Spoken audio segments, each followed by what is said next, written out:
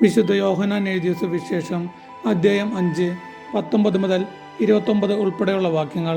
പുത്രന്റെ അധികാരം.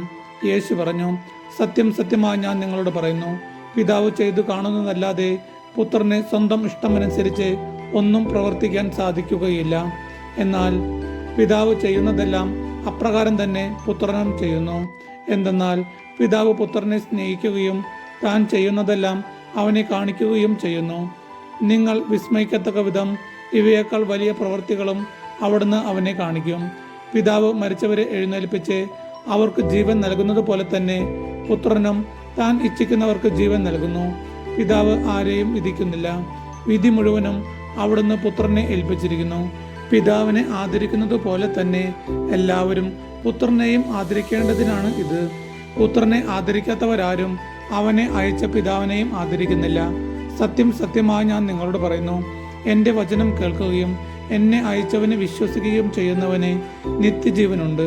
അവന് ശിക്ഷാവിധി ഉണ്ടാകുന്നില്ല. പ്രത്യുത അവൻ മരണത്തിൽ നിന്ന് ജീവനിലേക്ക് കടന്നിരിക്കുന്നു.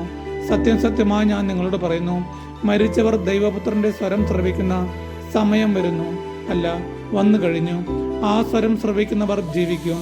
എന്തെന്നാൽ പിതാവിനു തന്നിൽ തന്നെ ജീവനുള്ളതുപോലെ പുത്രനും തന്നിൽ തന്നെ ജീവനുണ്ടാകാൻ അവിടുന്ന് വരം നൽകിയിരിക്കുന്നു. മനുഷ്യപുത്രനായതുകൊണ്ട് വിധിക്കാനുള്ള അധികാരവും അവന് നൽകിയിരിക്കുന്നു. ഇതിൽ നിങ്ങൾ വിസ്മയിക്കേണ്ട. എന്തെന്നാൽ കല്ലറകളിലുള്ളവരെല്ലാം അവന്റെ സ്വരം ശ്രവിക്കുന്ന സമയം വരുന്നു.